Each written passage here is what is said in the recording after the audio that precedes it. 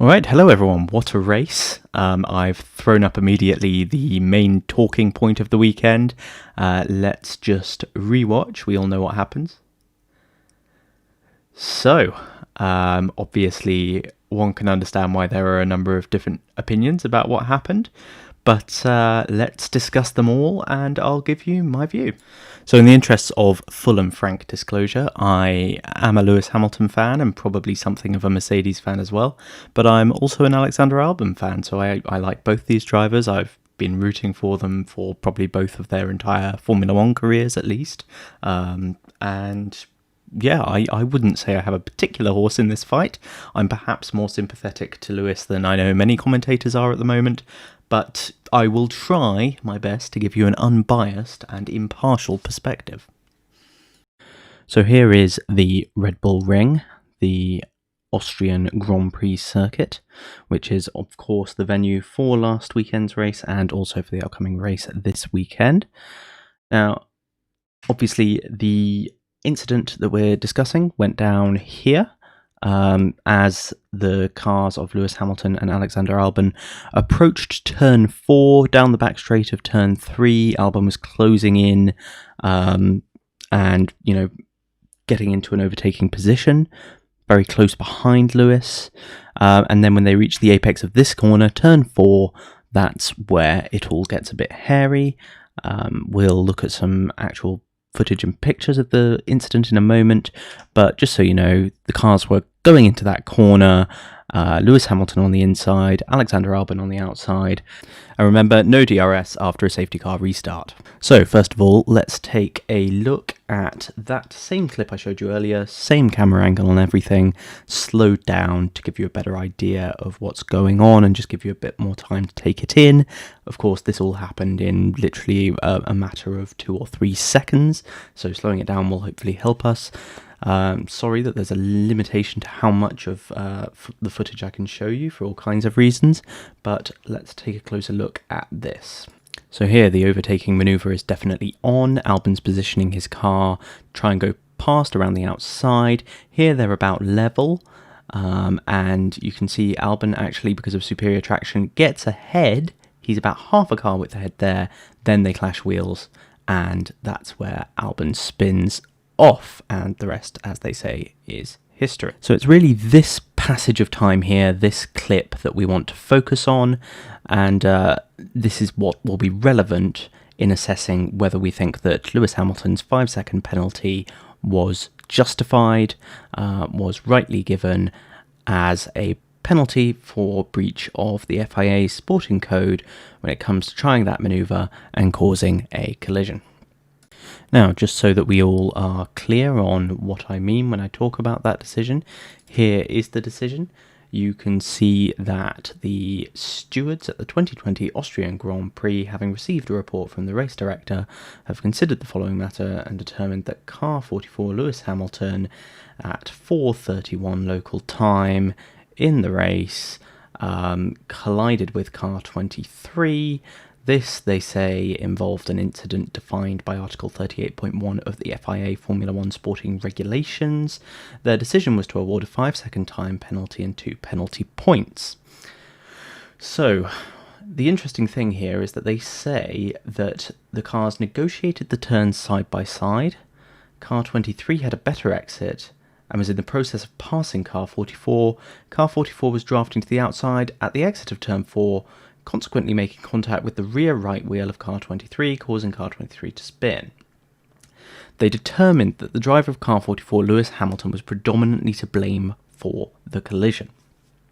Now that's the only reasoning they give. Obviously, I think we're going to have to draw some inferences to get further into that, because essentially all that says is that they thought Lewis Hamilton was predominantly to blame for the collision, and that's the end of it. But we all know, I think, that there is more to it than that.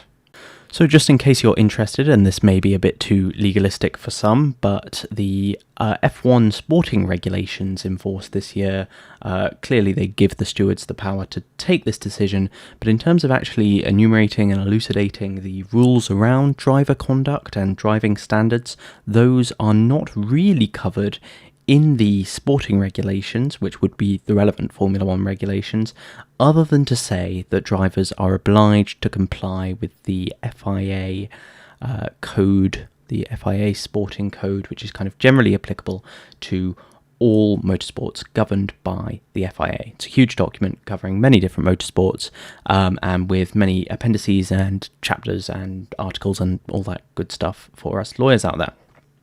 Now, why do I mention this FIA code? Well, as I say, it includes the relevant rules on how the drivers are meant to drive, particularly here on overtaking. So you have a number of interesting things here. There's a prohibition on deliberately leaving the track, of course, more than one change of direction.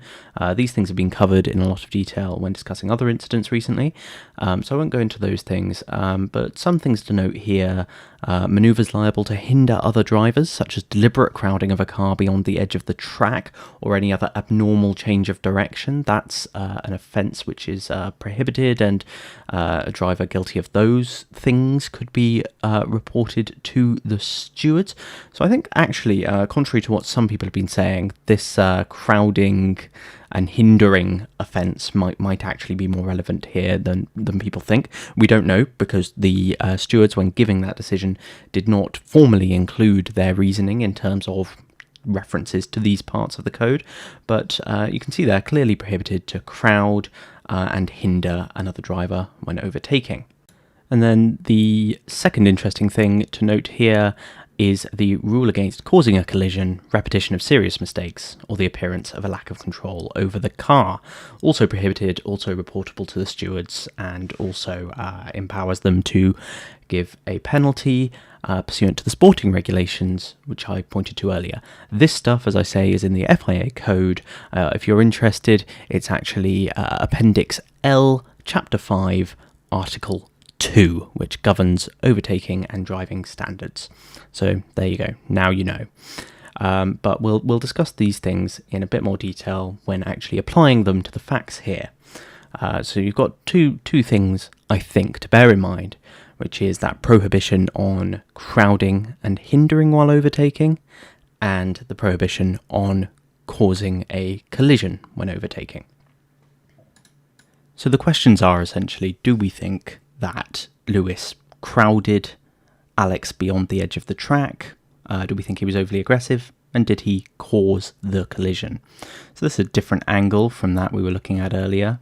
You can see, as has been discussed a lot, Lewis is on the racing line. He also, as we'll see in a moment, has his steering on full lock, doesn't release it to drift into Alex's path. And it's quite clear to me actually here that Albon has space to stay on the track. When I first saw this, I initially thought that Alex had been left very little room by Lewis, but it's not actually the case. You can see there's clear daylight for Alex to stay on the track to the left of where Lewis ends up. Obviously, you can see that Lewis ends up further over to the side of the track by the end of the incident, but that could be a result of the crash, apart from anything else. It's really that space over to the left of the track earlier in the incident, which Albon could have used earlier to avoid contact, which is relevant when we're looking at who's to blame. So, two drivers heading for the same piece of tarmac, Lewis on the racing line, Albon doing a perfectly good and actually very impressive overtake around the outside. So the question is, who do we think is predominantly to blame? The stewards obviously thought that Hamilton was. I think you can take a different view. I think you can take a view that no one is predominantly to blame in this collision. The next thing I think to look at is Hamilton's onboard. So the thing to note here is that Lewis has his wheel fully locked. This is as much lock as you'd ever see him have on in a turn like this.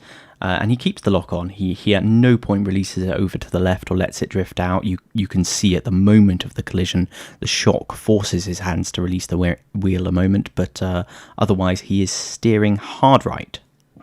So I've shown you 4 angles of this now. There's just 2 more really. The first is this shot from Perez's point of view, which just gives you some context on closing speeds and that kind of thing. I don't think it shows as much as the other angles. And then there's this interesting 360 cam view from Albon's point of view, potentially interesting in that it shows just at the end here that Albon's steering was well, it looks to me like it was pointed towards the very right-hand side, right-hand lock. You could interpret that as a particular eagerness to move across on Lewis, but of course he does then straighten up his steering to a straighter angle in the direct lead up to the incident. But I'm talking about earlier in the corner. Obviously they're both going round a corner, so you would expect some level of steering lock, but then Albon on the outside, really you would expect to be maybe winding that lock off before Lewis is, because Lewis has taken a more acute angle, needs to steer more. So I suppose I'm slightly surprised to see Albon with hard right hand down at this stage of the corner, but I don't necessarily think that shows any predominant blame either. I think they're both trying to avoid contact.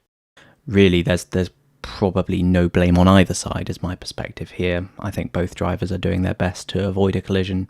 Lewis was locked to the right, trying his best to stay out of Albon's path, and Albon was trying to do an overtake around the outside, which is quite difficult, albeit he had better traction, so every reason to think it would work. Some people say that Lewis should have backed off, conceded the corner early, but by the same token, I think you can say that maybe Albon should have realised that the overtake was inherently very risky around the outside without DRS, and you can say that Albon should have backed off. I don't think that, but you can say it, just as you can say that Hamilton should have conceded the corner sooner. These are racing drivers. We don't expect them to back off or concede easily. And my view is that this is probably the pure definition of a racing incident. I can't think of an incident in recent seasons which has generated so much controversy, which I would say is so clearly within the definition of a racing incident. Here you have, if anything, two drivers driving, I would say, quite well for what they're trying to do. And it's just unfortunate that it's a difficult manoeuvre for both of them. It's a difficult manoeuvre for Albon to go around the outside of that corner without the DRS advantage, and it's a difficult manoeuvre for Lewis to defend the corner somewhat strongly whilst seeking to avoid wandering into Albon's path on the outside there, and he was seeking to avoid that. So in case it's not clear, my view is probably that I would have put that down as what is known as a racing incident, i.e., you can chalk things up one way or another, but really it's fairly pointless to try and assign blame in those situations, or at least predominant blame, because both people are going for it, but both people are driving fairly, and it's more bad luck that something happens rather than one person's fault over the others. So just a quick word on some of the reaction post-race and post-clash. Obviously, in the immediate aftermath, you had Albon saying that Lewis was a sore loser. I think he was probably just angry in the moment. That strikes me as a unfair comment for Albon to have made, and not characteristic of him.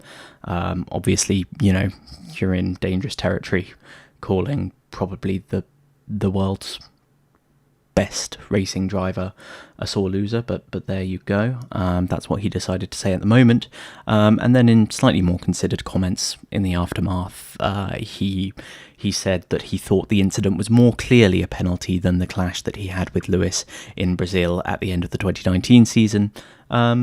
I actually definitely don't agree with that, because I think the incident in Brazil was really quite clearly Lewis's fault, and I say that as someone who absolutely would defend Lewis if I thought that it wasn't his fault, but it probably was really. That incident, I would say, is much more clearly an instance of fault than this one is.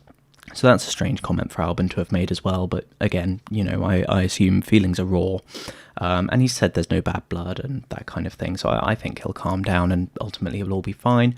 Again, immediate aftermath, you had Lewis saying, he said, I don't know what to say, just after the incident, and then since in media reporting he's said that he thought it was a racing incident. So again, I kind of have to agree with him there. I'm not just doing it because I'm a fan.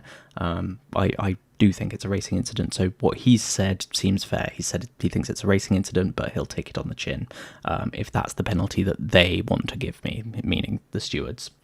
In terms of other reaction, obviously you've seen Christian Horner and the Red Bull firmament, as they always do, playing politics and coming out swinging, saying, very unfair things.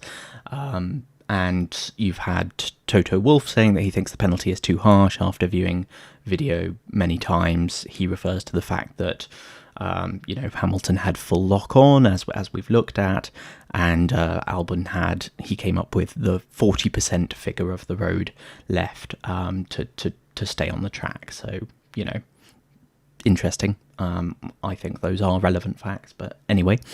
And then interestingly, you've had FIA race director Michael Massey giving a view. He doesn't actually give his own input to the steward's decision, but he obviously has something of an interesting perspective, being the person that refers the incident to the stewards. And he said, I think from what the stewards saw and having looked at it, obviously Alex had some momentum around the outside. That's factual, I suppose. And the fact of the contact point, from what I've understood from their explanation, from Lewis's front left to Alex's rear right, was why they did not deem that a racing incident. I don't know why the contact occurring on a certain side of the car would be a determinative factor in who's to blame, but anyway, that's what Massey has said. And he also says they felt that Alex effectively was on the edge of the track, give or take. So you have Toto Wolff saying it's 40% of the track left, and I said earlier, looking at those clips, you do get the sense that there's a reasonable amount of road left for Alex. So that's my view on that. But anyway, he says he's on the edge of the track, give or take, and had completed the overtaking manoeuvre. Again, I think that's possibly stretching it. He had probably half a car's length advantage maximum, and that's with the kind of contango and contraction into a corner, which does mess around with relative positioning, because you've got all kinds of different factors in that. But even with that, Alex had probably half a car's length maximum. I guess it became slightly more because then they clashed wheels, so okay. But at all times, Lewis was at least alongside, so I don't think you can call the overtaking manoeuvre complete. He had taken the position, but I think the fight was definitely ongoing. Anyway, so he says, for the stewards, there wasn't anything more to add. It was quite a simple driving infringement for causing a collision. So there you go. That's his viewpoint. I'd be interested to know what you guys think. I kind of get the sense that I'm probably more in a minority on this one. I do get the sense that quite a few people feel that Hamilton deserved a penalty. That may be coloured by the fact that he's obviously very successful. But, I'll leave it up to you guys. I'd love to know what you think. Thanks, and hope to speak to you again soon.